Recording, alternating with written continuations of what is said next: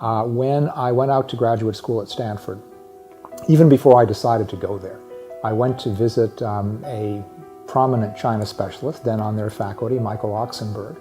And I remember going into his office. It was pouring rain, not the best day in California, pouring rain. So I went into his office and dripping wet. And I remember him standing up from his desk with a big smile on his face. And I said, I want to do what he does. And before I left his office, he had told me where to live.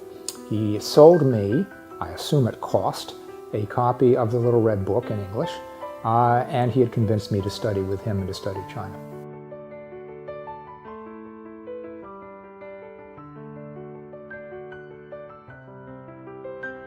I was actually in the #1 department store on Wangfujing when the loudspeakers came to life. It was this announcement. First, nobody paid attention. And then they all began to quiet down because it was quite serious, whatever it was. And then I heard, but I never heard it before or since, 美利坚综合国, the United States of America, and then 正常化. And so I realized what had happened. And I went out on the street. I was actually on the way to the airport. This was just my last stop. And they were handing out broadsheets of the People's Daily, a Hawaii, an extra edition, all printed in red about the normalization. And I grabbed a bunch of those and still have some back home, but kind of dropping them off where I went. United Airlines in Tokyo took one, pasted it up on the wall behind their transit counter. And so there was another very, very exciting experience. And I don't think it's fragile anymore, but I think it remains a difficult relationship, as we see. And it's been a turbulent relationship. It's had its ups and downs. The word I'm thinking about is fraught. And it means a relationship that causes tension, anxiety. It's a complicated relationship. I think it's going to be a largely competitive relationship going forward. It already is. I think it will continue that way. There will be occasional times of, say, diplomatic or political confrontation. We may be seeing this now on trade and investment issues. There will also be periods of cooperation or areas of cooperation. We may be seeing this or may have seen it with regard to North Korea. So it will be a complicated relationship. And within the cooperation, there'll be competition. Within the competition, there'll be cooperation.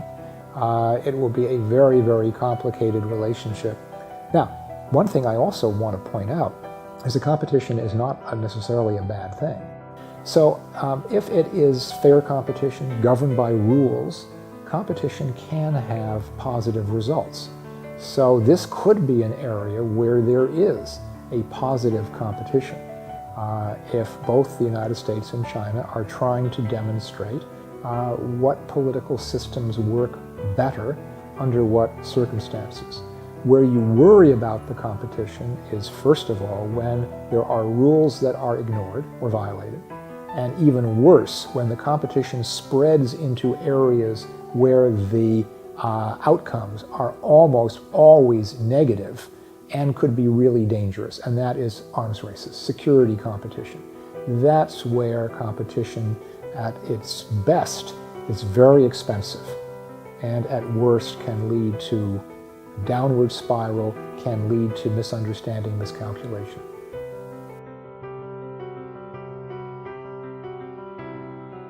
But to me, there's a difference between competition and rivalry. My understanding comes from college sports in the United States.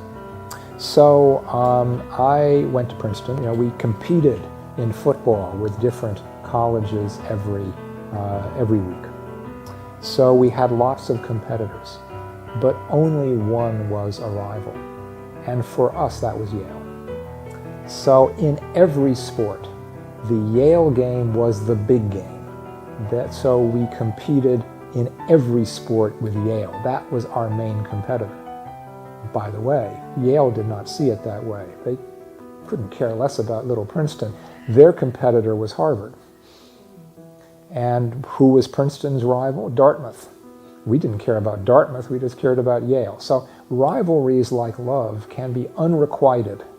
That is, one party can feel it but not the other. But my point is that usually in human society, we have many competitors but one rival. And that is where we compete on everything. And you can see then how dangerous that is. Competitors, you go from one arena to another, compete with different people, different teams. But rivals are always thinking about that one other party.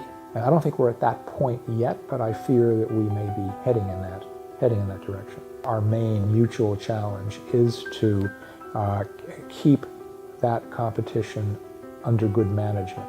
We need to identify the arenas of competition, make sure that we have rules that are up to date, make sure that the rules are honored, make sure that the rules will be enforced one way or another.